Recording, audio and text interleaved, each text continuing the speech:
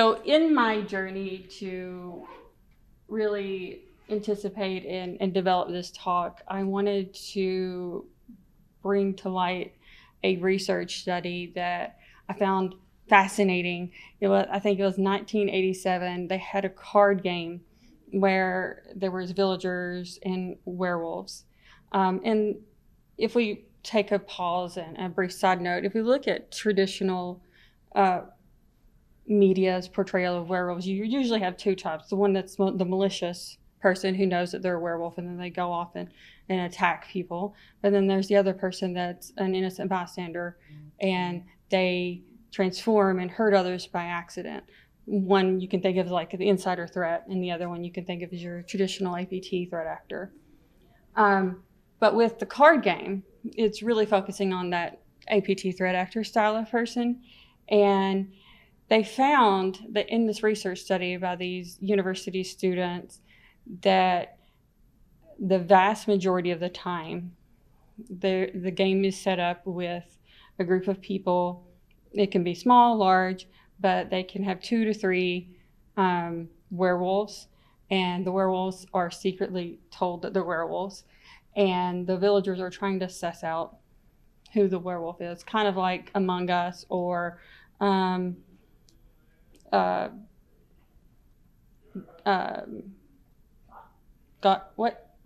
Mafia. Thank you so much. I was like, gangs, mafia, Godfather. Yeah, mafia. Thank you so much.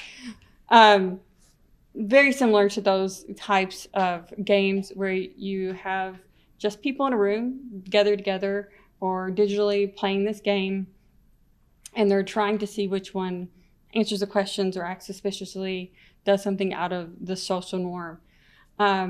I adapted that at a talk at a Birds of a Feather at RSA a few years back, where I had, and they do have seers, but I had my seers and my werewolves with the information that they're supposed to do certain behaviors, like we have our TTPs, they do certain behaviors. And even still then, you found that the vast majority of the time, without the seer, without your intelligence person, the minority, the informed minority, always wins against the majority. So the werewolves win. But when you have your intelligence, when you have your seer, the majority wins. The people who are looking for that threat win.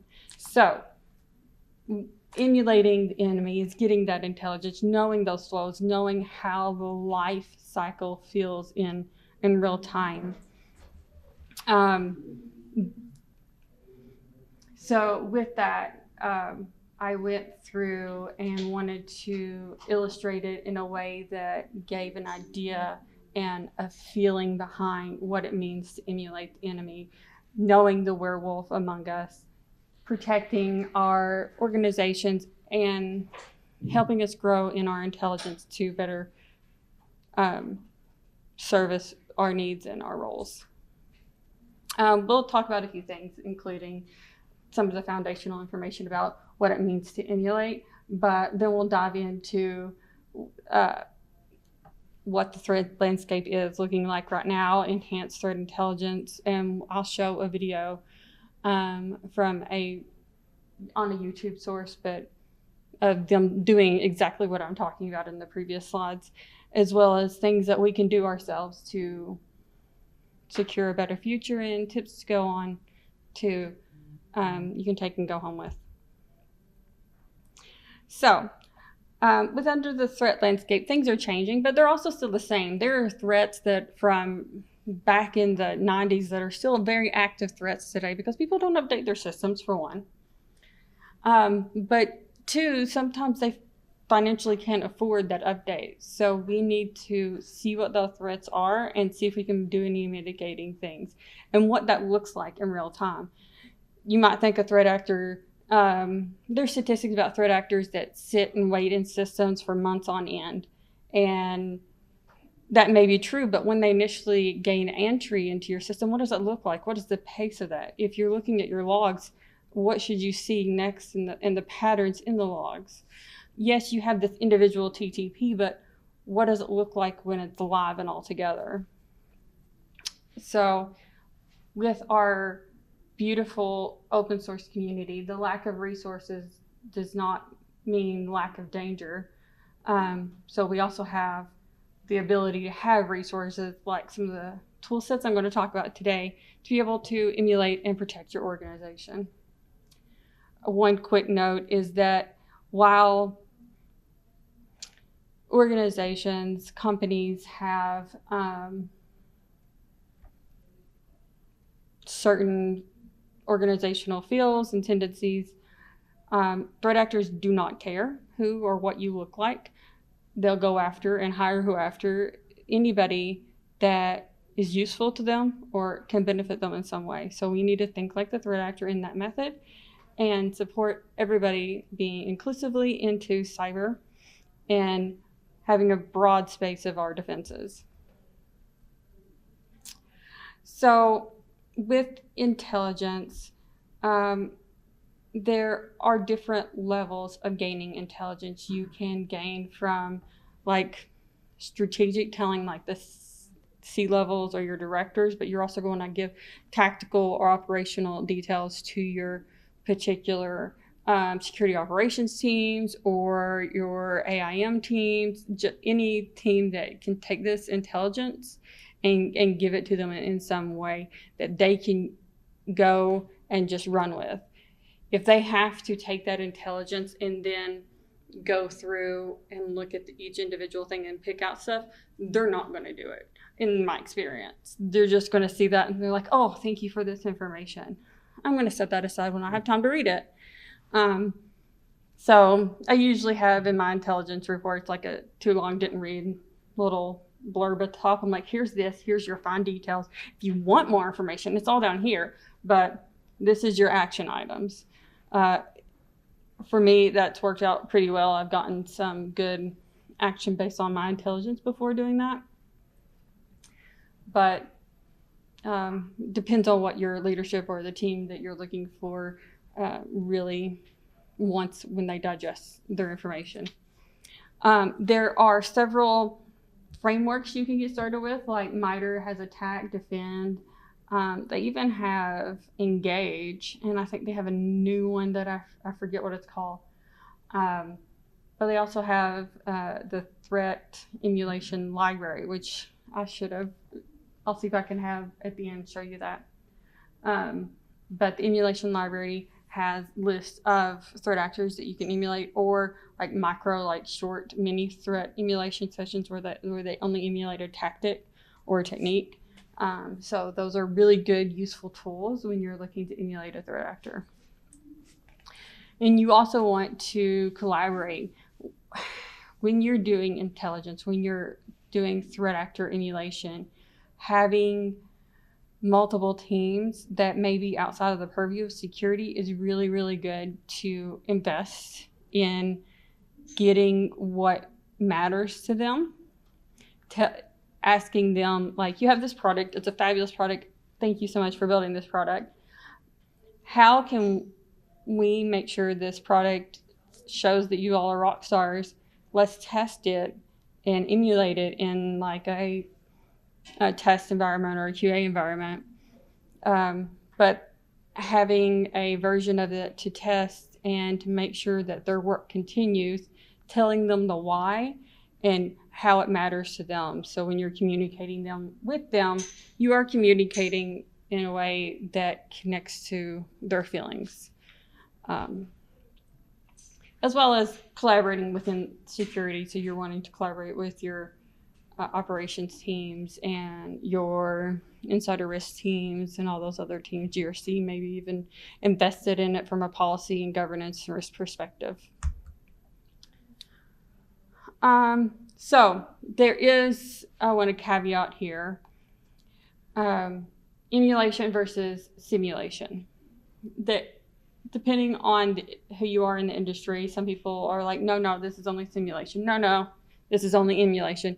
I'm going to use emulation just as a broad spectrum. Some people, to do a simulation is similar to, but not quite the same as, and emulation, they're exactly copying everything. I say tomato, It works. We're all doing the same thing. You're getting the TTPs out of it. You're getting the behaviors and the cadence and the cycle and the life of those behaviors. So it works. This is not the same as pure red teaming. Red teaming is testing, going in and like breaking in. We are looking at known threat actors and known threat behaviors and simulating or emulating what they're doing so that we know that we're protected against people that are actively and actually using threats in our world today. It helps to collaborate with them as well as our red team or your blue teams, but also with people that don't always think like yourself. So if you've had to find different ways to come about a problem because of different challenges or roadblocks in life, your brains are wired a little differently.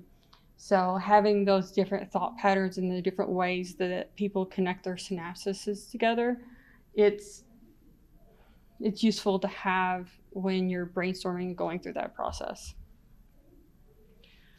So there's several tools and loads more, but I definitely recommend when you start an emulation, definitely do it in a virtual, safe, contained environment.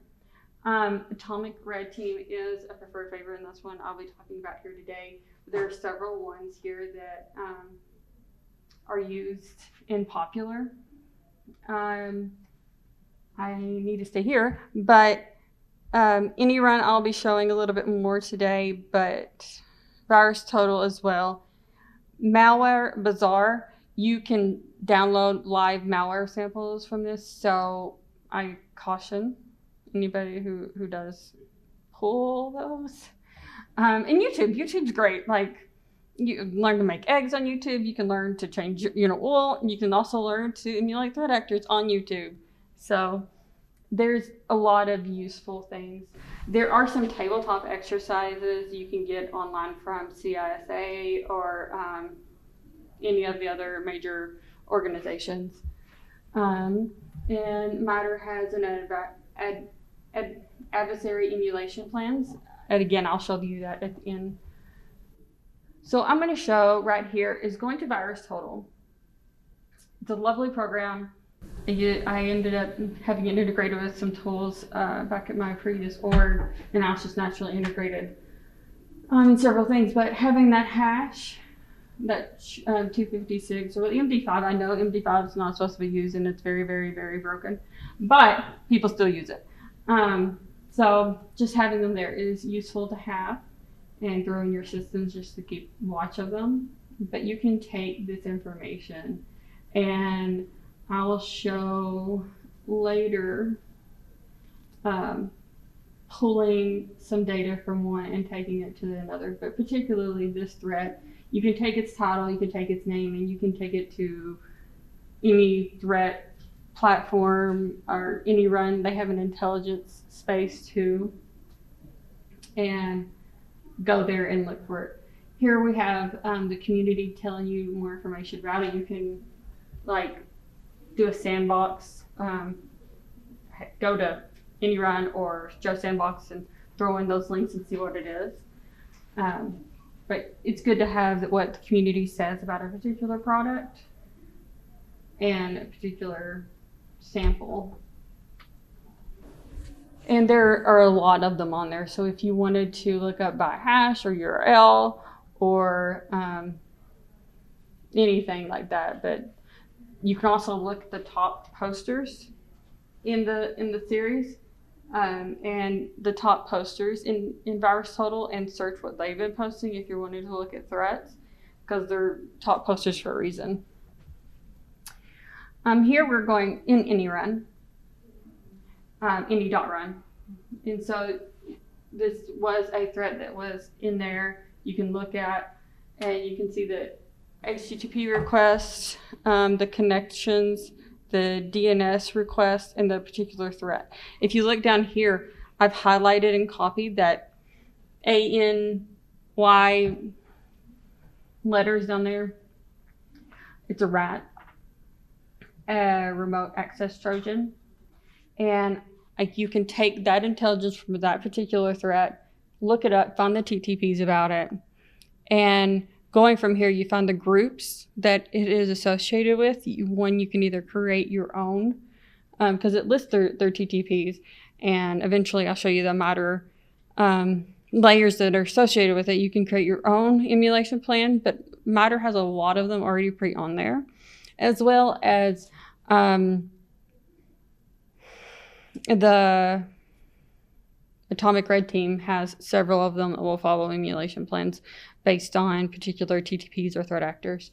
So you've now found a live threat in the wild. That particular threat is very active. You found exactly a TTP from it, and you're going to take that TTP and go to your emulation plans, figure out which one aligns to it, and then test it out. But you also can see from this particular TTP, this particular threat, what software they use. So maybe that you're blocked against this particular threat, but the software, the malware that threat actor is using is also listed here, and maybe you need to, once you're confirmed that you're safe from this, pivot to the next one because they're active. You know that this particular threat actor is very active right now. So you can pivot to that and just confirm that you're safeguarded from there. I'm going to scoot on a little bit further. So this shows the MITRE ATT&CK navigator for that particular threat actor. Trying to make it load. Okay, there we go. It automatically highlights the particular, I made it smaller so you could see larger across the map, but it highlights particular TTPs, and you can pivot from there and go into that particular technique or tactic above the procedures that they have, as well as seeing just the flow of the attack. And sometimes it's not exactly black and white going up and down like that, but sometimes you go backwards, forwards. And here I pivoted. I'll go back a little bit so you can see me pivot. I pivot here, and it's super tiny, but here at the bottom it says view technique. It took me a minute to get down there because it was tiny. I was like, well, it's probably the top. It didn't go there. Here you can see the scheduled job task, running the schedule, and it talks about which things that's invoked during that particular scheduled job task. And with Atomic Red Team, you can search it online, find it yourself. It is done by Red Canary, so don't be alarmed if when you search Atomic Red Team, you see Red Canary. That's okay. You're supposed to see it there. It talks about a little demo, use case scenarios. I showed the demo a little bit.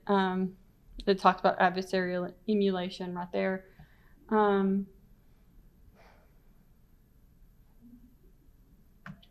Let's scoot it forward. So it's a cute little video. It's a minute or two long. It talks about testing. You can see some of the stuff that it's talking about with PowerShell and some other stuff that you can utilize in the particular tool set.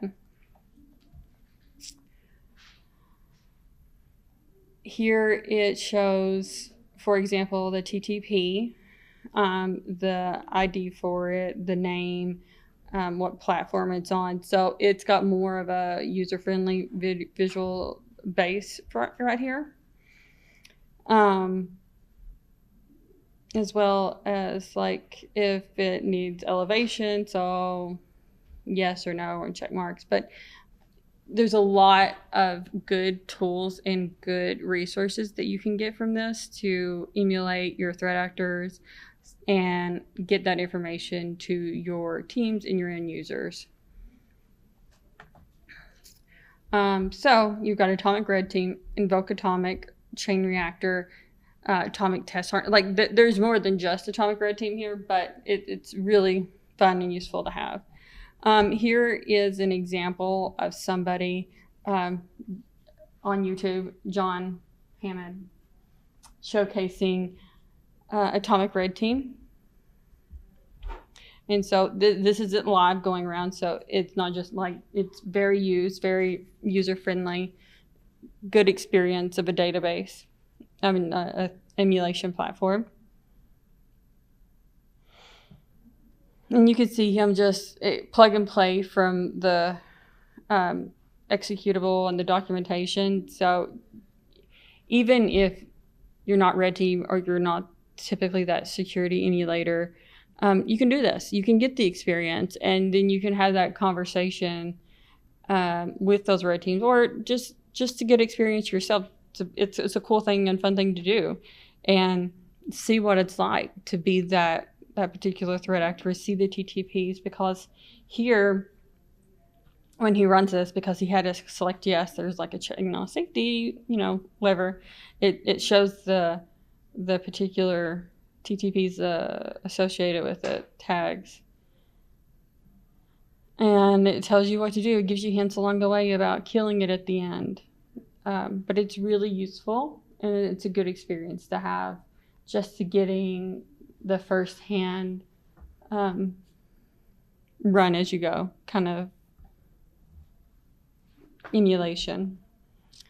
And again, you can follow along with somebody online working through it. So yes, I could show you this here, but if you needed to take your time, pause, walk through it with somebody, there's more than just him on there, but there's many people, and Cyberjitsu has resources for support as well. So more data along the lines of building together. Threat actors, like I said, do not care what your background is, what you look like. They just want money or to cause terrible, terrible effects on countries. So DEI and diversity is not just a name or a metric. These numbers here represent different studies along the lines where their profits increased when they had, and you just don't, you can't just have DEI as a checkbox. You have DEI and you embrace it with a culture of inclusivity and open-mindedness. So they increase their profits from their competitors at these different percentages. So if a company's like, hey, why should we do this? Why should we care about X, Y, or Z? And DEI doesn't just include race or your gender makeup, whatever that is. It includes people that deviate from the sociotypical standard norm, and that also includes veterans. That includes many people that have a lot in life and may not have a lot in life. So having those metrics to say, hey, it's worth it because we need to think differently and connect having the neurological ways that patterns have developed in people's brains versus the way my brain's developed. It's very important to think differently when you're competing against somebody that is very motivated and very real threat in our society today. So when we are securing together, we need to think about, one, developing our teams together for all of our teams, not just ops being against the ops silo or GRC being in the GRC silo. Like, we don't need to be siloed out, because I've seen that a lot in certain companies. Like our insider threat team was very on their own against the SOC team. The SOC team and them kind of competed instead of collaborated, and I was like, it doesn't help build a secure org. We're all there to build each other up. As well as we can run simulation exercises and empower our people that are in more junior roles to come into those organizations and really give them the experience of doing a simulation together and encouraging their growth and understanding in cyber. There's also joining groups like Cyber Jitsu, the ISAC groups. So FS ISAC is really great in threat intelligence. There's Slack groups. There's Diana Initiative. I think they have groups. It's on Discord. And you can take turns in sharing and learning with other people in your local communities. I know I attend a DC 402 group in my local community very often. So it's getting out there, getting those people and collaborating together, building those relationships, but also seeing what they're seeing. So I wanted to come to this a little bit quicker because I wanted to show you the emulation library and walk through that a little bit with MITRE. However, some things that you can do going home is going to the Atomic Red Team, just taking a technique from the known threat and getting your VM out and trying it out. You can run a tabletop simulation, and that can be, it doesn't have to be technical. It can just be, what would you do? Where would you go? And there's some good ones that you can tailor to your needs on the ISACA's or CISA's websites. And you can take and map some of those known active threats against your org. And you can take those and map them out based on what you're seeing and you found this particular threat actor active live in the wild. Or you can take and look at your firewalls and see which threat actors are hitting you, what countries, what industry are you in. Are you in the finance industry? Are you in the healthcare industry? What particular threat actors are targeting them currently active right now? And you can join your local meetups and stuff like that to really get out and get your intelligence going. I'm going to allow a Q&A and then I'll go into showing that emulation. Does anybody have any questions? Okay, awesome. I'll go into showing that emulation library real quick. So I'm going to go to MITRE. Oh, there it is. Nope. This is why you don't do Demos Lab. I meant to have that on there.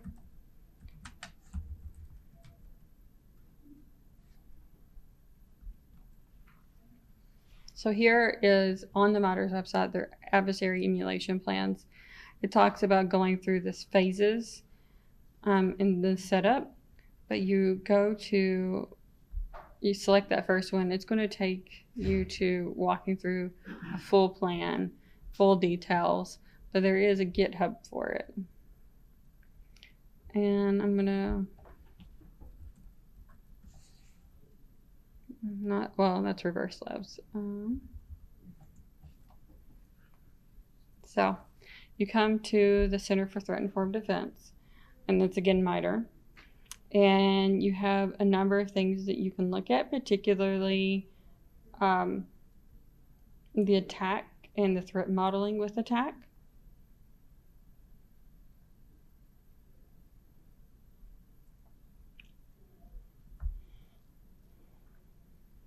I'm going to go back to that particular emulation plan really quick. This is the README page, so it talks to you about the full emulation plans.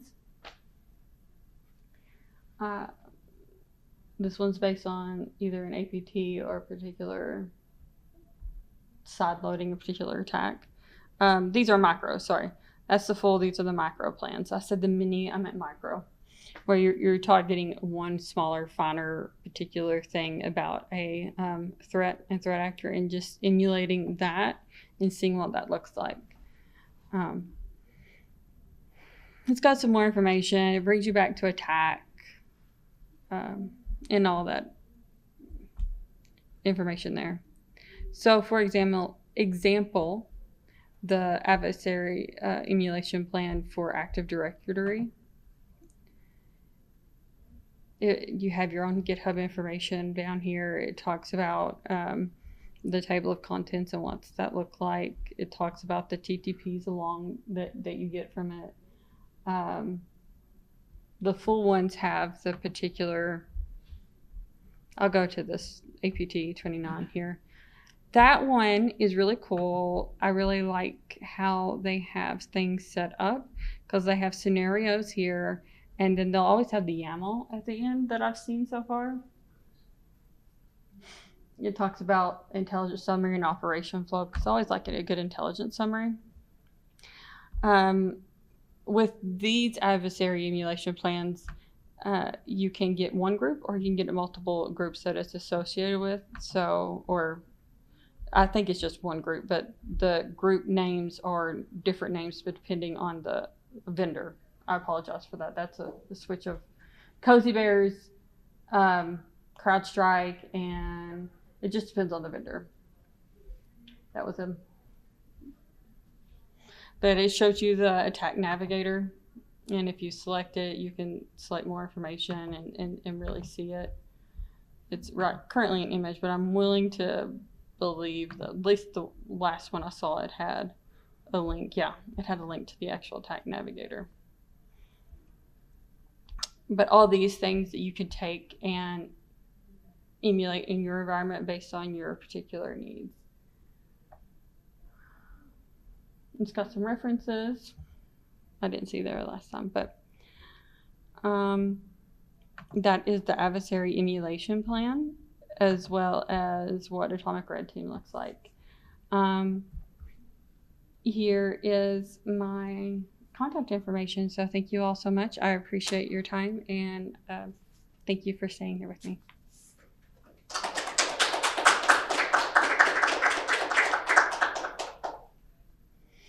Again, if you have any questions. It's fine. You know, it totally works. I don't need to test if anything works. What are you talking about? No. Yeah, no, that's a great point, to go use Atomic Red Team to go back and test that updates and changes you've made to your environment actually are effective. Or maybe you accidentally updated something, but it broke something that was previously updated in a previous update. So you never know until you test. Thank you. Yes. So the question is if I've seen many organizations put a scheduled plan, like a system in place for doing emulation plans. And if so, what does that look like? What's the cadence? Is it once a year? Is it quarterly? What does it look? I have not seen very many actually do this. They should do this. But have you seen some? We do them. Okay. My company, and when we do a bigger cyber exercise, it's almost like a military one. And we found that we do like 2 a year. Yep. Mm-hmm. One in the spring and basically range validate and kind of get everybody used to it. And then with the same range and the same scenarios, do a bigger one where like all the executives and everybody get involved and super messy. Okay. But more than that, you get a fatigue. Like it's so, you're pulling people in this like this high stress situation. Right. Yeah. Like if you do Like a tabletop emulation. Yeah. So I have the mic up here and it's not back here, so I'm going to reiterate it for the mic. You said in the organization that you're at, you have 2 of them a year. One is just your security teams and the teams and then the second one you have like more stakeholders, more high level CISOs in it, and to emulate through that more a larger enterprise instead of like the particular like emulation teams or what that looks like on a smaller micro basis is more of a large scale, which is super cool, and I'm glad to see that. I've seen those kinds of things where they utilize tabletops and go through those exercises once or twice a year, and that's the most common, like you experience there.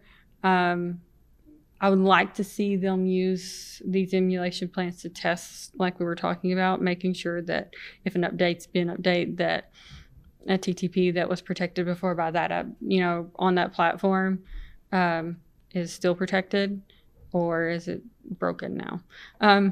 So to answer your question about how often the cadence, depending on the scale of emulation, larger scales, once or twice a year, maybe once a quarter, those are rare. Micro scale, like a team emulating on a regular cadence to simulate that intelligence to your security operations and other security teams, that I haven't seen as much, maybe a handful of organizations that I can think of. But they do that, one, based on threat reports they get monthly, or other information. Yeah, thank you.